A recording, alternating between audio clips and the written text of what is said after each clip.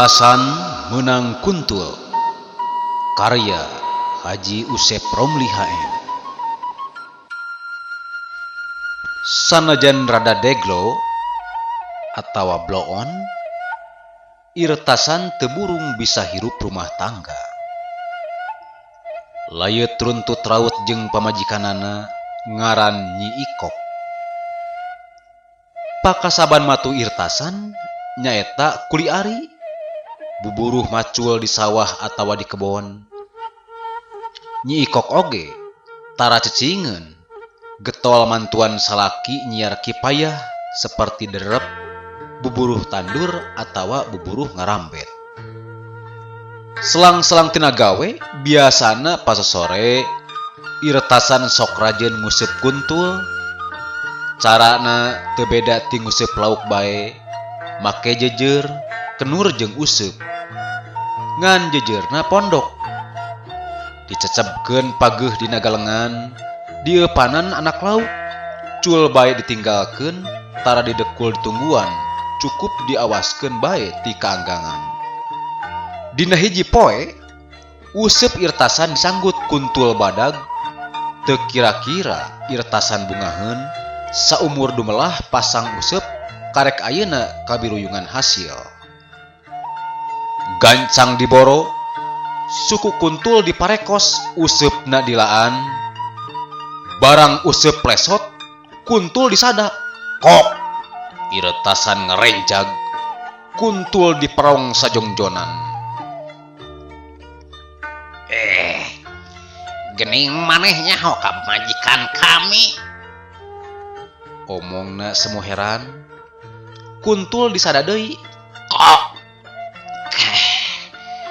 kabeneran? Irtasan ngarengha panjang. Kami ayeuna masih keneh boga keperluan naheunkeun posong di lebak, pasti nepi ka burit. Lamun maneh di babawa tangtu mata kridu. Tah, lantaran maneh geus apal ka pamajikan kami, wayahna balik sorangan ka ditu nya. Itu tuh imah kami mah belah kidul deket Randu Kurung. Ieu peso sakalian bawa pakaian pamajikan kami bencit maneh. Ambe engke kami datang geus nyampak semur daging kuntul. Sanggeus digantelan peso tikel, geleber kuntul dihiberkeun. Karetong sumpang-simpang heula ka mananya. Irtasan ngagorowo ka kuntul nu geus kikiplik, mumbul ka luhur. Mimiti mah nya ka tembong kuntul hiberna maju ka kidul, tapi teu lila ngoreleng ka belah wetan. Leok ka kaler, saterusna kebat ka kulon. Gero-gero Irtasan ti handap. Di belah kidul imah kami mah kuntul. Di belah kidul. Kuntul teu noli.